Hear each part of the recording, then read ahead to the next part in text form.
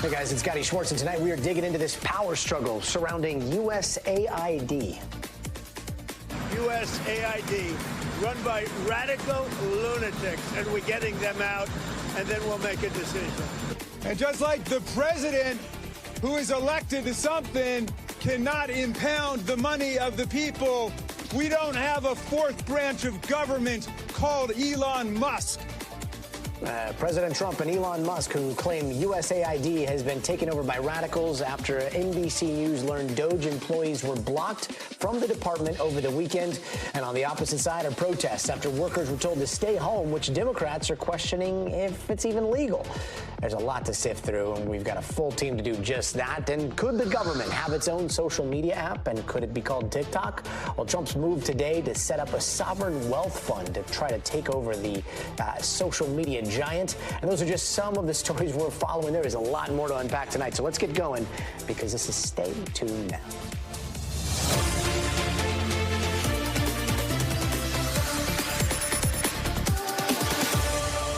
And tonight, Secretary of State Marco Rubio basically just got another job. He is now in charge of another government agency that we don't hear a lot about here in the United States, but is a massive deal abroad, and that is the USAID. But is that whole agency about to be shut down at the suggestion of a quasi-government official, Elon Musk?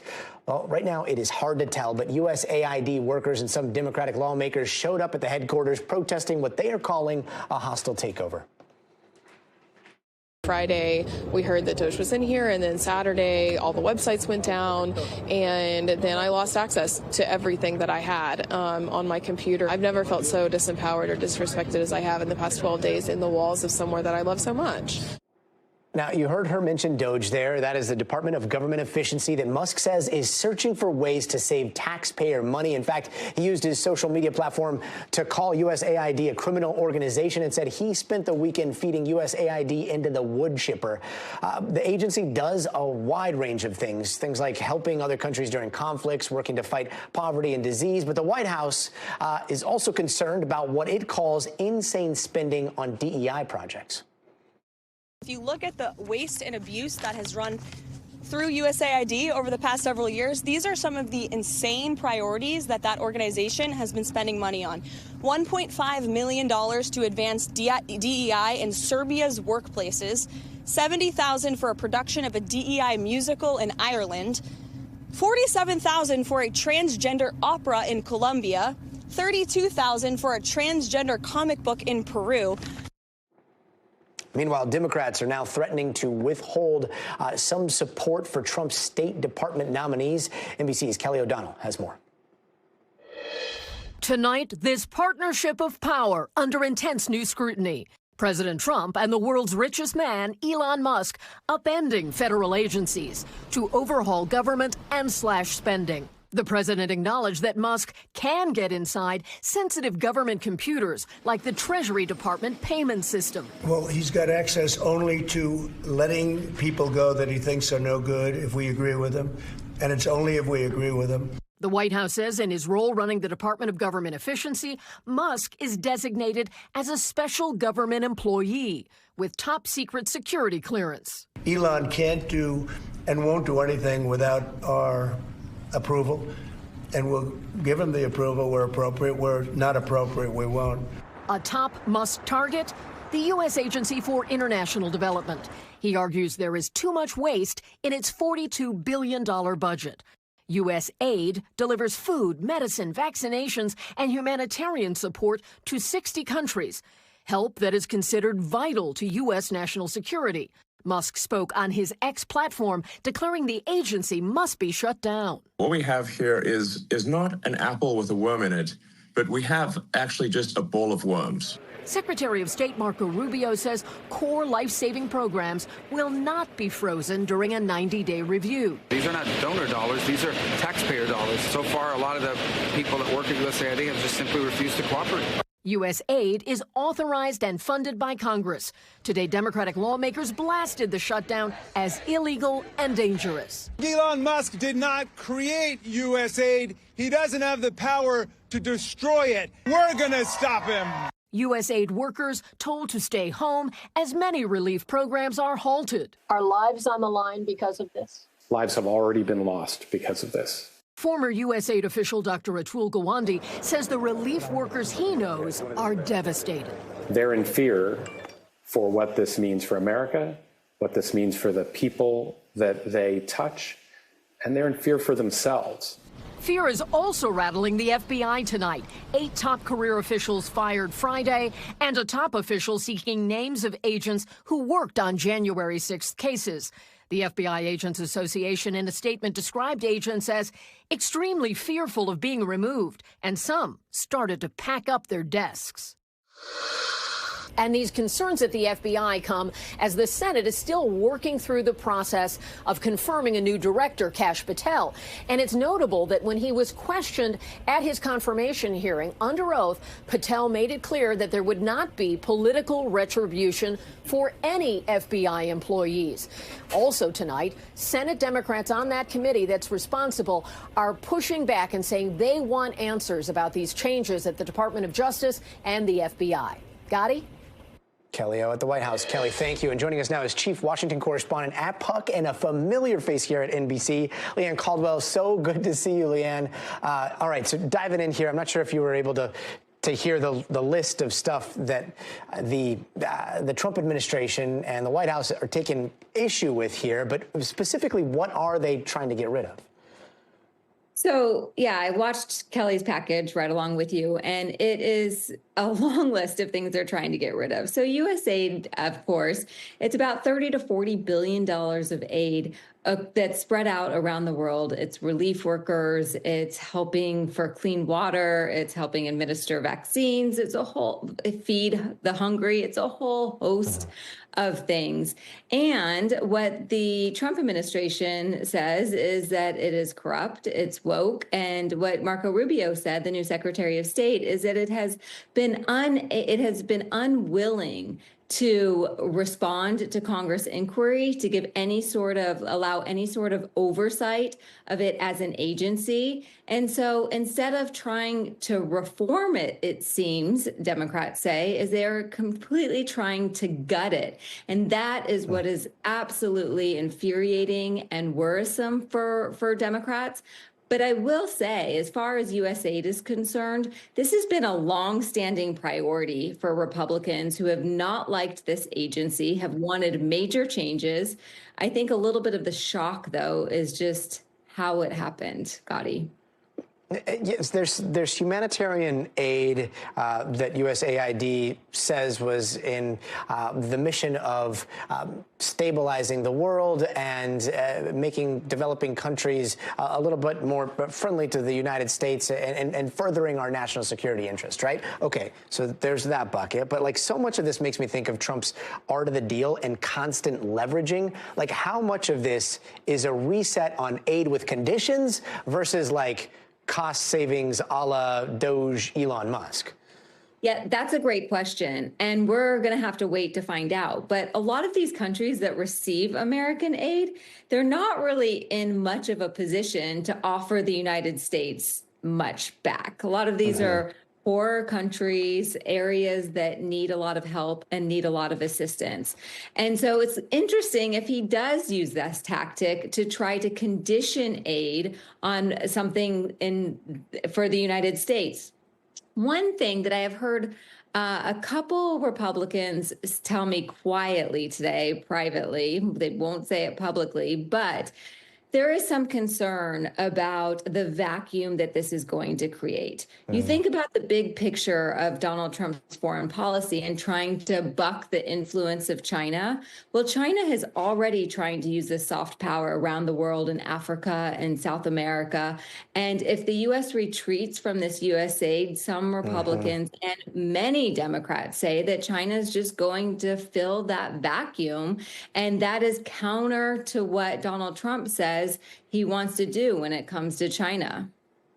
I mean, that makes me think of this. When we took a trip down to El Salvador to see how Bitcoin was working out for them, and we wanted to talk about Bitcoin. There was a minister of the economy down there. She met me at this specific place. I'm like, all right, this is interesting.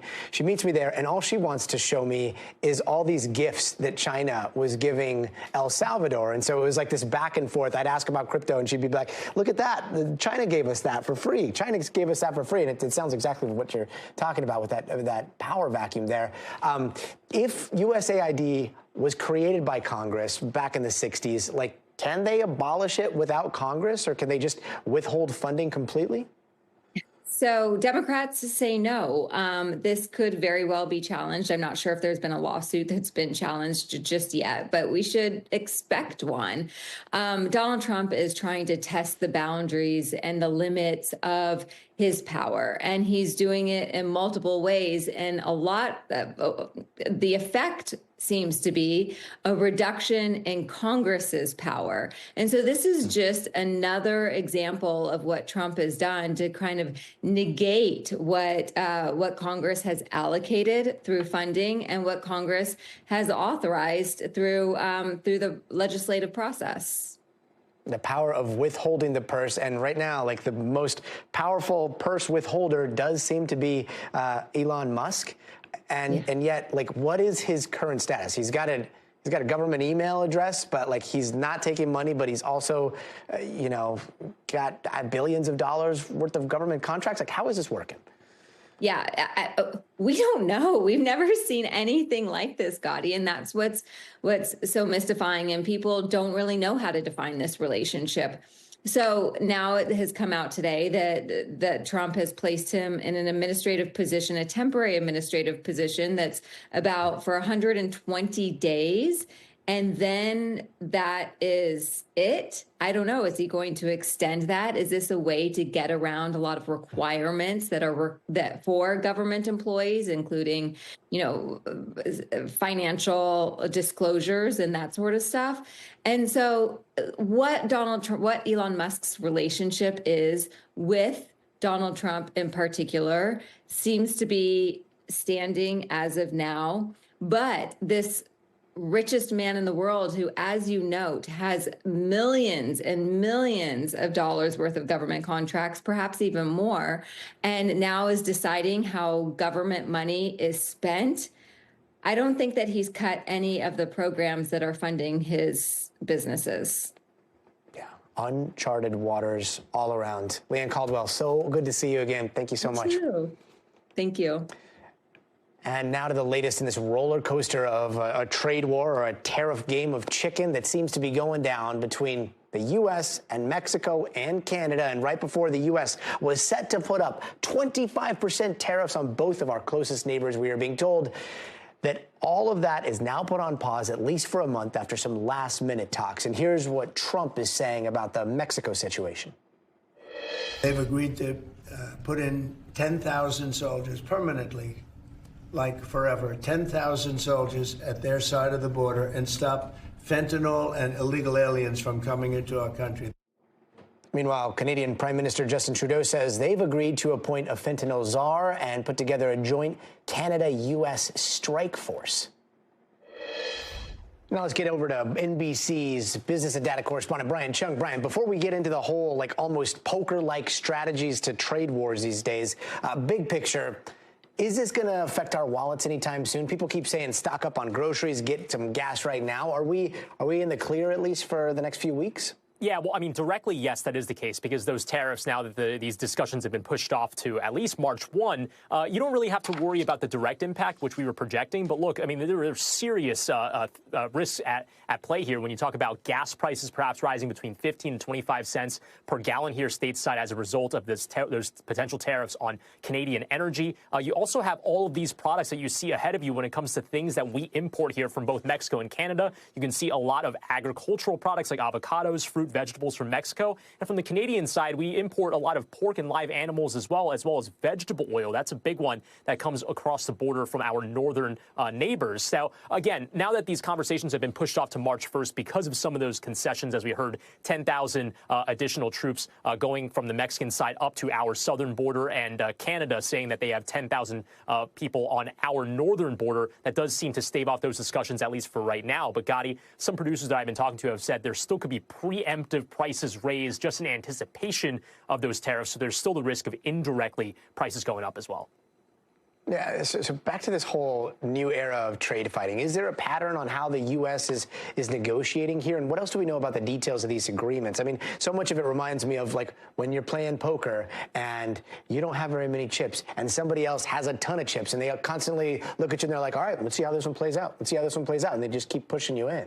Yeah, well, I mean, to use your analogy, there has to be chips pushed into the table to try to get anybody else to want to come play with you, because that way there's actually stakes to then grab if you're able to win. And here's the thing is that the United States pushed their chips into the table first by saying, look, we are willing to risk these real price increases that would hit regular everyday Americans, which I just outlined in your last question. But what we want in exchange are these types of concessions when it comes to policing the alleged trafficking of fentanyl over the southern and northern borders. So Trump did appear to get some response from both Canada and Mexico, which allows him to say, you know what? All right, we'll hold off these tariffs until March 1st. But the question is, what is this really about? Is it really about protectionism and building up American industry? Because if that is the case, then these fentanyl agreements aren't really part of that equation. But if you don't have the tariffs in place, then yeah, it really is about the fentanyl policing and not necessarily about protectionism. It's kind of on-off for both of those things, depending on where we are and the tariffs being on or off.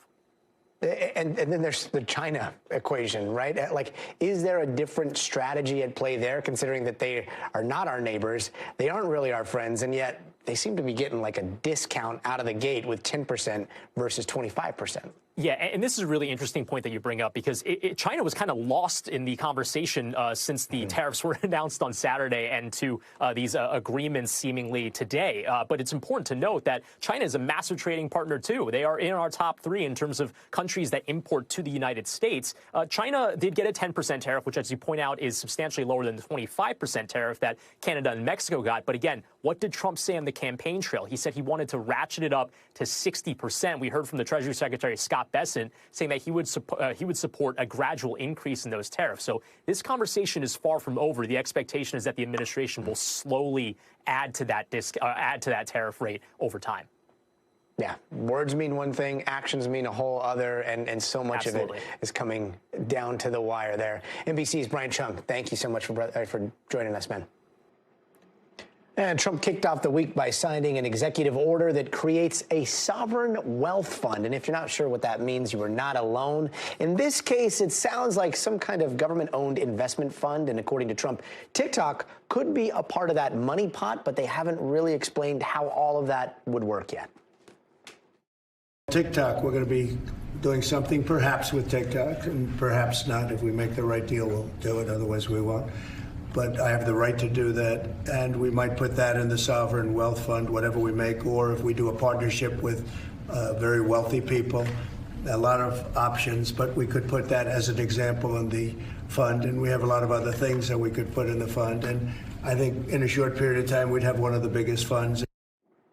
All right, Caleb Silver, editor-in-chief of Investopedia, joins us now. Caleb, I mean, what even is a sovereign wealth fund in this circumstance? Yeah, it is a state-owned investment fund. If you think of countries like Saudi Arabia and Norway, they have massive sovereign wealth funds that they back with oil proceeds that they sell from the oil in the ground or other assets that they have. They use that money to invest in public companies, in private equity, in real estate. It's basically like a hedge fund, but more like an investment fund run by the government. How could TikTok come into play here? Like, would we, the taxpayers, own TikTok? Would this company be like our version of oil? Or would it still be in private hands? Like, how does transparency work in this? That's totally unclear, and we don't even know what's transparent behind TikTok's numbers, but we do know why the government would want to control it. It's got some 121 million U.S. users who spend about 53 minutes a day on the app, generates around somewhere between $10 to $15 billion in revenue, so it's a good business. but also controlling the medium and the message is very important. And we know TikTok is a part of the conversation with China around these tariffs. Maybe if they sell it to us through ByteDance, maybe we won't impose tariffs. So it's kind of stuck in the middle here, but you can see why the government would want to own a company like that, but they would want to also invest in the companies that the U.S. does business with around the world on a regular basis, not just be customers of them, but actually have ownership in them, whether that's through stock ownership or through private equity ownership. Now, there's talking about this kind of stuff to set up some sort of deal down the road, and then there's the actual, signing of the papers. They're saying this could be set up in the next 12 months. Can they do that? Yeah, I don't see why not. I mean, Treasury Secretary Scott Bessent is behind it. So is Howard Lutnick, the Commerce Secretary. It may involve changing a few laws, but that doesn't seem to be like a big deal. The United States already has something called the United States International Development Finance Corporation, where it does finance infrastructure projects in the U.S. and around the world. And we even have states in the U.S. like Alaska and North Dakota that have their own sovereign funds. The whole thing about setting up a sovereign fund is you need something to back it. You need assets. That could be U.S. oil. That could be other assets. But we have a real problem, and that is we have a massive deficit, which is why we probably don't have a fund in the first place to go out and invest in companies around the world. Yeah, confusing times. Caleb Silver, thanks for making it less so.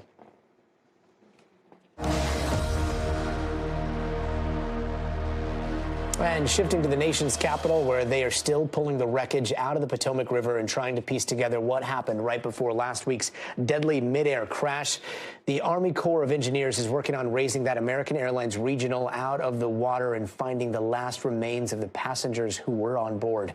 Meanwhile, NTSB investigators are focusing on the flight recorders recovered from the plane and the helicopter and extracting as much data as they can. NBC's Tom Costello is at Reagan National Airport tonight. Just be advised, conducting first lift. It was just before 10 a.m. when recovery teams managed to lift one of the American Eagle's engines out of the Potomac River. We transferred debris from the water to FBI here on the eastern shore. A flotilla of boats, cranes, and divers working to raise pieces of the fuselage, the windows still visible, and recover the remains of the last 12 of the 67 people who died in that midair crash with an Army helicopter. New NTSB drone video shows the wreckage of both the plane and the Black Hawk resting in the Potomac. NTSB investigators are hoping the helicopter's black box will reveal its altitude before the crash. Air traffic control radar indicated it was at 200 feet, the maximum allowed for choppers. But the plane's black box shows the crash happened at roughly 325 feet. There are all kinds of reasons that you could deviate from an altitude. You know, something as simple as a flock of birds is in front of you, or you may deviate if you see something that's an obstacle or other threat to your flight. Like many control towers, Reagan National has struggled with understaffing and overtime. On Wednesday night, 5 controllers were on duty, just one handling both plane and helicopter traffic. They are stressed out, they're tapped out, they're overworked. That's no excuse. For years, Reagan's congested airspace has been a top safety concern, with planes and choppers flying just a few hundred feet apart. For now, the airspace is closed to all but police and medevac helicopters. Captain Jason Ambrosi is the president of the Airline Pilots Union. Is it time to separate out helicopter traffic from regular passenger traffic here at Reagan Airport? Yeah, look, it's an ongoing investigation, but clearly we can see that helicopter traffic and airline traffic doesn't mix. On board the regional jet, 28 members of the U.S. figure skating community, most of them teenagers, parents, and coaches. Today, a moment of silence at skating centers nationwide, including Wichita, site of last week's championships. Tomorrow, we're expecting the NTSB to provide a readout on the black box from the chopper. They're having a challenge trying to sync the cockpit voice and the flight data recorder because apparently there's no timestamp on the black box from the chopper. This is going to take several days. As for lifting both the jet and the chopper out of the water, that could take all week. Gadi, back to you. It does seem like the data is intact, at least. Tom Costello, thank you. And among the evidence investigators are going to be going through, of course, is the haunting air traffic control recordings. Here's just a part of what we heard so far. Crash, crash, crash. This is alert 3. Crash, crash, crash. This is alert 3. We're looking for a aircraft versus a helicopter in the Potomac in the area of Reagan National. Now, recreating those exact moments with flight simulation technology could help aviation experts piece together what went wrong. Take a look at this. American Airlines Flight 5342, which we'll refer to as the landing flight, was on its final approach to runway 33. At this stage, called short final, the aircraft was mere moments from landing, flying at an altitude of about 400 feet. This is the most critical phase of landing, where every second counts and pilots are laser focused on safely bringing the plane down. At the same time, an Army Black Hawk helicopter, identified as PAT 25, was reportedly on a possible training flight. It was flying perpendicular to the flight path of Flight 5342, following the course of the Potomac River. Completely normal approach. You see there's a lot of lights, there'd be a lot of other traffic about, a lot of talk on the radio. Okay. And at some point on that radio, there is a request to switch runway. Yes, to the northwesterly runway. 500 feet up. 400. 300.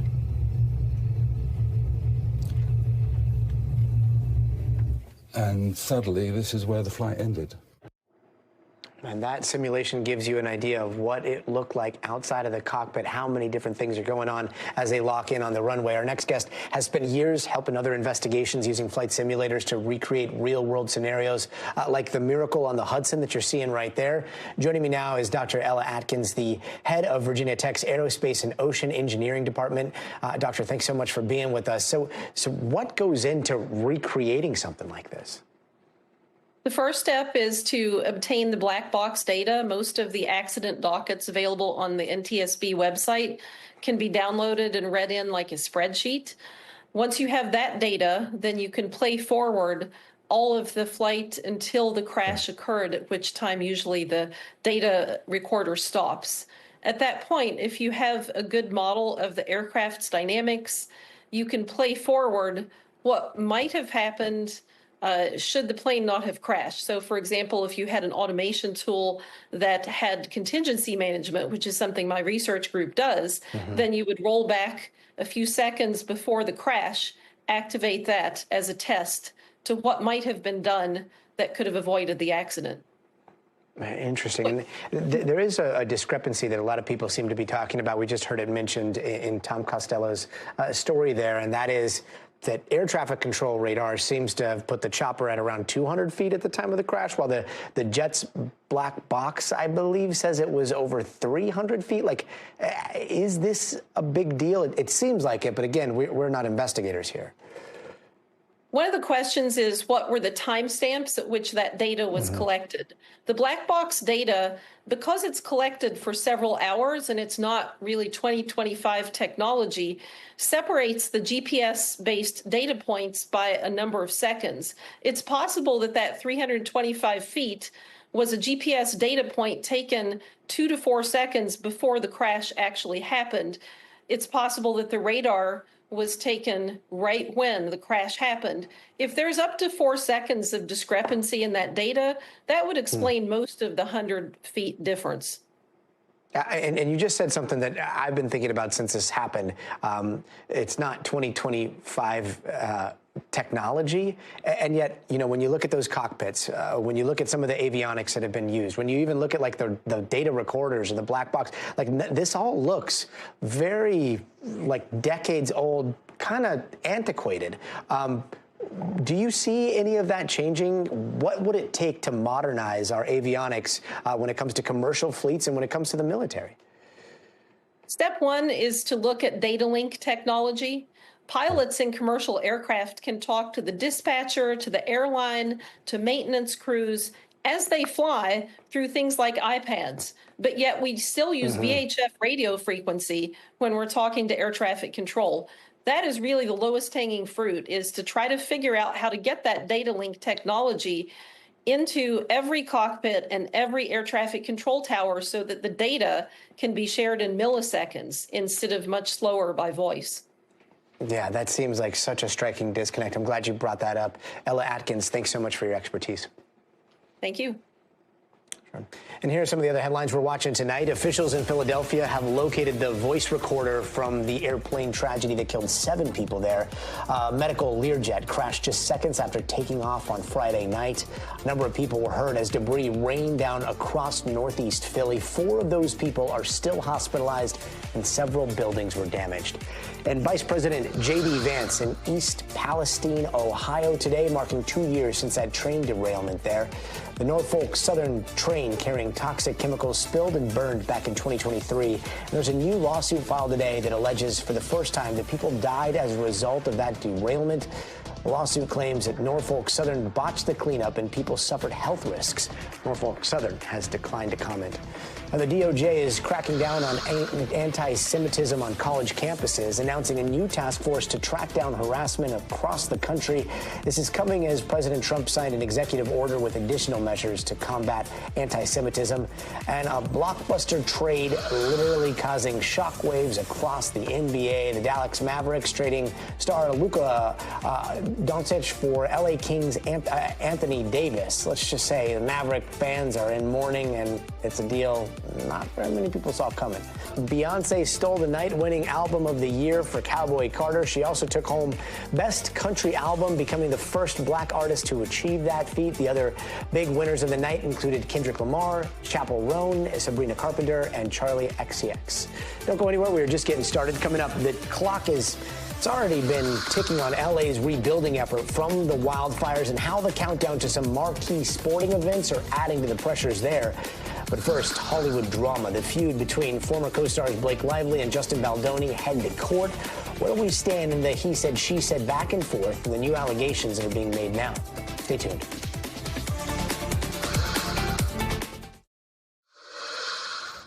Hey, welcome back. And the It Ends With Us drama has now officially entered a courtroom. Today was the very first court hearing in the legal battle between Blake Lively and Justin Baldoni, but neither star was there. Since the drama has continued to play out in the headlines, the federal judge is threatening to move the trial date up to prevent it from being litigated in the press and possibly tainting a future jury. This comes after Baldoni's legal team released a behind-the-scenes video of the two on the set of their movie It Ends With Us, and a late-night voice memo from Baldoni to Lively surfaced online earlier this week. Let's bring in civil trial and entertainment lawyer Trey Lovell to help us understand all of this. Trey, thanks so much for being with us. So for those of us that have been following this, we've already seen a lot come out, and yet there are rumblings, rumors that even more could come out. What are you watching for here? I think we've seen just the beginning. You know, this is it's really a fight on two fronts. It's the courtroom, and then it's the public arena where the PR is, and that's the big fight.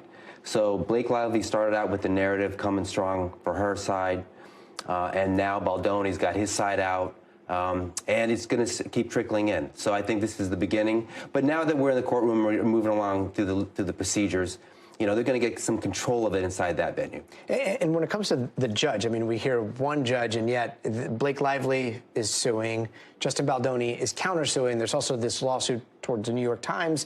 Is the federal judge overseeing everything? Are there different jurisdictions here? Yeah, so what's happened is Baldoni filed suit against the New York Times in Los Angeles. And then there's the two lawsuits with Baldoni and Lively against each other in New York. Baldoni has now amended his complaint against Lively to include the New York Times. So they're going to take control of that one in New York. He's probably going to dismiss that in L.A., and it's all going to be under this judge. And when it comes to tainting the jury pool, it's really interesting because, you know, you talk to some people, they know every little detail. And then you talk to a lot of people, and they're like, what? What are you talking about? Who? And what's happening? The jury pool tainting, when it comes to, like, something so focused on Hollywood and celebrity and intrigue, like, is that a valid concern here? Well, they do have to be a little bit careful in these really publicized cases because people are watching them. You know, you can come out with any type of evidence you want, whether or not it's admissible. People may be watching it. There's a good argument to say that you really can't taint a jury pool until you get closer to jury selection, because, you know, now we're over a year away. So what's the real effect? But the judge wants to keep the evidence in the courtroom. And counsel have an obligation not to come out and discuss the case if they think it may affect potential jurors or what the public would think. So, he's got to kind of keep wraps on it. So it can be a consideration, but I think we're far from where it could be, a real worry. Yeah, and keeping everything in the courtroom in the year 2025, very hard task. Trey, thanks so much for joining us and breaking all this down for us. Thanks for having me. Sure. And coming up, a medical breakthrough, the technology that's bringing sensation back to one man's body after being paralyzed from the chest down. That's coming up in tonight's Future of Everything, but first, you gotta see this.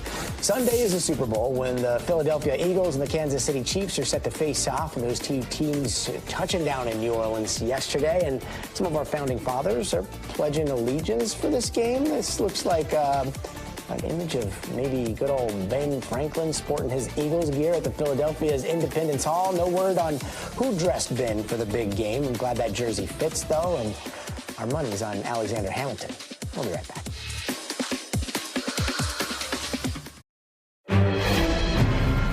Welcome back. We are following some breaking news and live pictures out of downtown Los Angeles that you're looking at right there. This is the 101 freeway where a protest being called a day without immigrants has shut down part of the freeway and blocked intersections. And all across the country, teachers, students, they stayed home from school. In many places, businesses were closed. This is all a way to apparently protest the Trump administration's immigration crackdown. David Noriega joins us here in the studio. David, we're watching these images here. I mean, this does have like this echo of protests that we saw happen at the early days of the first President Trump term back in 2017. Do you see these as similar, or do you see it as different this time? I am more focused on and struck by the differences than the similarities. And, I was thinking about this today specifically because this premise for a protest, the day without immigrants premise, right? The idea where businesses that rely on immigrant labor close in order to sort of show the American public how much the American economy and American society relies on immigrant labor, and specifically undocumented immigrant labor. And the exact same protest happened in, I believe, February of 2017, so around the same time into the first Trump administration. The difference is that this is the first, sort of like clearly visible public protest that I've seen on this issue since Donald Trump took office this second time. When you look back at 2017, there were massive protests right at the very beginning of the administration. Remember, with the travel ban on people from majority Muslim countries, major airports around the country were flooded with people. If you expand out a little bit from the immigration issue, even before Donald Trump took office, the Women's March, right? This like historically massive, broad-based, widespread, popular protest movement emerged in response to Donald Trump getting elected. That has, for the most part, been absent. This protest, as you see from these pictures, this is contentious. They're blocking the street. I think what you and I are looking at right now, what I'm asking myself at least, is this going to lead to some kind of physical confrontation with police? They are clearly, it's tactically speaking, it's a fairly contentious protest, but it's relatively small, right? At least just based on these aerials. It's spread out. Remember the Women's March. Remember the airports in 2017. It was just a different story altogether. And we can get into what the differences are between then and now, but it's just a different moment in terms of the popular response to Trump coming into office. And last night, the same thing was happening here in Los Angeles, happened in a few other cities as well. But, you saw skirmish lines forming. You saw bottles being thrown. You saw tensions rising. Then you saw LAPD pull back, which I thought was pretty interesting. But we're watching this. The year is 2025. We've seen the military activated on the border in a way that we haven't seen before. We've seen ICE doing pretty wide-scale raids all across the country. The big question is, are ICE agents just going to go down to these types of protests and just start rounding people up? Look, I think for the people who are choosing to participate in these protests, it is a riskier decision than it was, in 2017. And it's not just ICE is the other thing that I would point out. One of the things that has been new about these wide, big sweeping immigration enforcement actions that we've seen in the last couple of weeks is that it's ICE, it's DEA, it's ATF, it's FBI. The Trump administration is marshaling pretty much the entire federal law enforcement apparatus to assist in federal immigration enforcement, and not just the federal law enforcement apparatus, as you pointed out, the military as well. And it's not just on the border; it's an interior enforcement, right? They just said that they're going to use the Space Force base in Colorado to detain people that they arrest in that state, right? It is risky for people to put themselves out there like this, no question. Especially again because it's a smaller number of people deploying perhaps more confrontational tactics than it was. Again, when you think about, I was there at the protests in LAX in 2017 after the travel ban, right? It was, the entire airport was crowded. It was swarmed with people, and it wasn't just people who had something at stake, right? It was all sorts of people. It was immigrants. It was people who were coming out to protest in solidarity with immigrants. And it was just, as a political moment, it was fundamentally different, not least because Donald Trump lost the popular vote in 2016. He didn't lose the popular vote in 2024. He won pretty resoundingly, right? Among communities of color, even among immigrant communities, the perception of Donald Trump. I spent the entire year last year reporting, talking to Hispanic Latino voters who were in favor of Donald Trump, even ones who had undocumented family members. The winds have shifted in a lot of ways, and I think we're going to see that reflected in the sorts of protests we see and in the scale of protests that we see. And when in protests like this, and I hate to say it, but in disruptive protests where you are disrupting the flow of traffic in a place like Los Angeles or massive cities, like you can see the sentiment turn pretty quickly, right? Public sentiment. Do you think that we're at risk of that at all here in LA and in a place where, predominantly, we're almost 50% of the population Latinos here? Yeah, it's a really good question. I think if there is a city where a large percentage of the population is going to be have a sense of sort of sympathy or solidarity towards protests like this, it's going to be LA, right? I mean, it's sort of at its core in some ways a Mexican city, even though it's an American city. It used to be a part of Mexico. So much of the population here has lived here, has been a settled immigrant population for a really long time. But we'll see. It depends on how far they're willing to push the envelope with these tactics. And it also seems like a perfect city to make an example of from the Trump perspective. Yeah, and that's what they've been telegraphing for some time, not just with LA, but other sanctuary cities around the country. David Noriega, thank you so much, and we'll continue to watch what's happening out there. And let's take a quick look around the world. In Moscow, a bomb has killed a pro-Russian paramilitary leader from eastern Ukraine, according to Russian media. Local reports say one of his security guards also died in that explosion, which happened in the lobby of a luxury apartment complex. This comes the same day that Ukraine launched dozens of drones at energy facilities in Russia, sparking fires at a major oil refinery there. And in Australia, at least one person is dead and thousands more under evacuation orders after heavy floods tore apart the state of Queensland. Now, the flooding caused by record rainfall, upwards of 12 inches in just 24 hours, and one rural town saw more than 50 inches of rain in just 1 week. Officials say the rain is expected to ease in the coming days. And in Greece, dozens of earthquakes have rattled the popular island of Santorini. Tremors have been recorded there every day since Friday, forcing schools to close and hundreds of people to evacuate. So far, minimum damage has been reported, but experts say the seismic activity could continue for weeks. And in Congo, a ceasefire. The Rwanda-backed military rebels who took control of the key city of Goma are laying down their arms for humanitarian reasons. According to the UN, at least 900 people were killed and thousands more were hurt last week from the fighting. The ceasefire will allow for a safe corridor for aid and hundreds of thousands of displaced people. And still ahead, how the Olympics, yes, the 2028 Summer Games could impact the wildfire rebuilding effort that we're seeing here in LA right now. Stay tuned for that. Hey, welcome back. Last night, right here in LA, firefighters took center stage at the Grammys, announcing the most coveted award at the end of the night, Album of the Year, which Beyonce took home for the first time. And that event raising a whole lot of cash for fire relief, to the tune of $7 million just from viewers at home. And those who have lost their homes are now getting a glimpse at the full scale of devastation, with the Pacific Coast Highway partially reopening today for the first time since the fires. Now, this is the first step in a long road to recovery. And for the City of Angels, there's a lot on the line. With the scale of devastation across Los Angeles coming closer into focus, there's growing questions on how to rebuild for a city with so much on the line. Thousands are just starting to pick up the pieces, and so is the city, with the clock ticking on several mega events, like the World Cup just next year, the Super Bowl in 2027, and the highly anticipated Summer Olympics in 2028. Former LA City Council President Paul Krikorian, who now heads the city's Office of Major Events, is hopeful amid all the loss. This city is a city that has a record of coming back from difficult challenges. So it's part of our DNA to come back even from the most difficult challenges. The city says their focus remains on healing and rebuilding, but they have no doubt they'll be ready to welcome the world for the World Cup and the Olympic Games. President Donald Trump touring the fire zone last week. I just met with the Olympic people, and they're all set to do a real job. That meeting right before Trump took office, signaling his support. The chair of the LA Olympics releasing a statement after, saying he is grateful for Trump's unwavering commitment to LA 28 and his leadership in bringing the Summer Games back to the United States for the first time in more than 30 years. The Games are expected to cost almost $7 billion, primarily funded by the private group in charge. The last two Olympics in LA both turned a profit.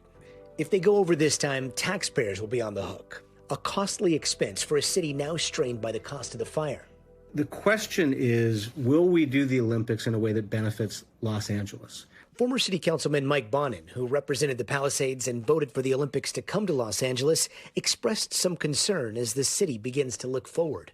A lot of public officials are rushing to proclaim that we are going to rebuild. We are going to rebuild exactly what was there before, and I think they're sort of rushing to action. One early estimate says the cost from the fires could be as high as $275 billion. Whatever the final amount shakes out to be, the scale is almost unimaginable. Nobody ever imagined an entire community, more than one community, would be wiped off the map. This moment that Los Angeles is going through now is profoundly wrenching, and I don't think that we're quite fully cognizant of how deep and how big this moment is. But through the devastation, the Games could unite the city. Like in 2011, when Japan eventually rallied the country with a bid for the 2020 Tokyo Olympics after a devastating earthquake and a tsunami that ravaged much of eastern Japan. It is an opportunity to really unite with the Olympic spirit and put our best foot forward before the world. It'll be a story of coming back from disaster to creating a phenomenal success. Only time will tell how LA will come together as the city prepares to host the world while still coping with unimaginable loss. Meanwhile, here are some of the other stories happening out west that we're following. If you live here in LA, you definitely remember getting those accidental evacuation alerts on your phone last month. Well, now a California congressman is launching an investigation into Los Angeles County's emergency alert system. Representative Robert Garcia is requesting information from the software company contracted with the county, FEMA, and the FCC. County officials initially said the faulty alerts were caused by a software glitch. And a World War II veteran from California finally got a well-deserved homecoming. The remains of Staff Sergeant Ewan Hopp are back in San Francisco after they were recovered last year. He was 20 years old in 1944 when his plane was shot down on a mission to Germany. And a hearing for a murder suspect in Albuquerque took a turn real quick after two men jumped a barrier and started punching the suspect. Now that led to a full-on brawl in seconds with the whole thing caught on camera there. Those two men are now facing charges. Now, before we go, it is time for the future of everything, the brain chips that are changing one man's entire life, how the groundbreaking tech works to help him move in ways he never thought he'd be able to again. That's coming up in the future of medicine next.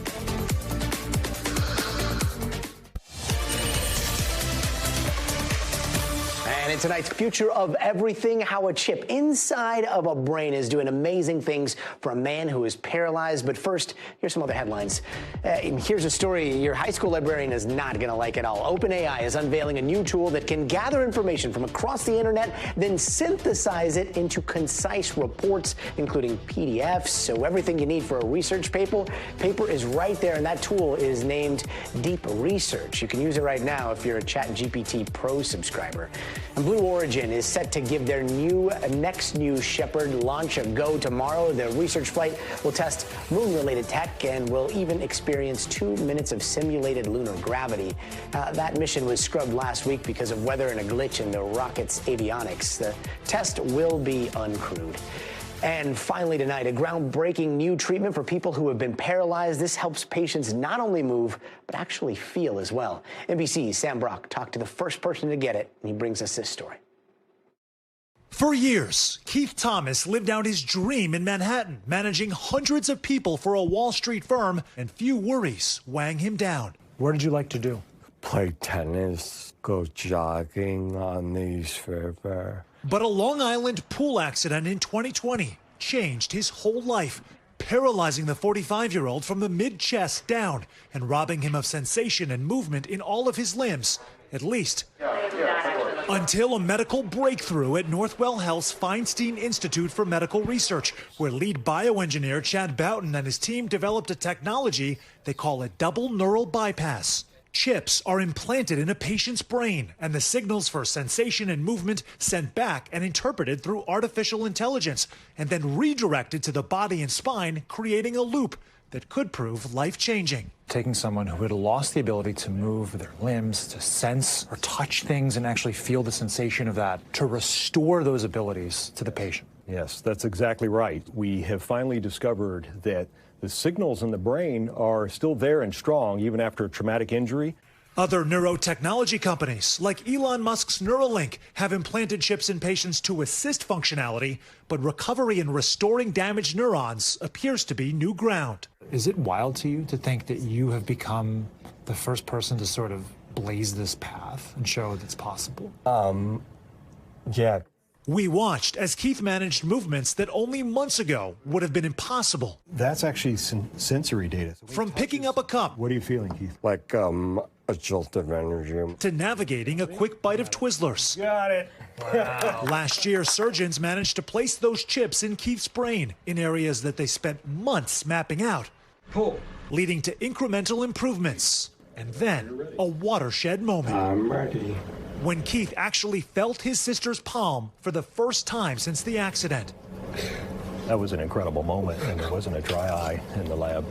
And with 5 million people living in the U.S. with paralysis and 100 million worldwide, the significance is hard to overstate. It really hit me. In that moment, I felt like he's experiencing something he hadn't experienced in a long time, and that there's hope. There's hope for the future.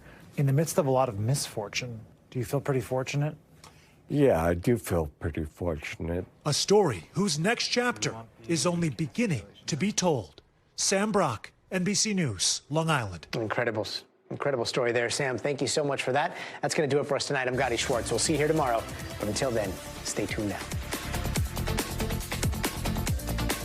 Thanks for watching. Stay updated about breaking news and top stories on the NBC News app or follow us on social media.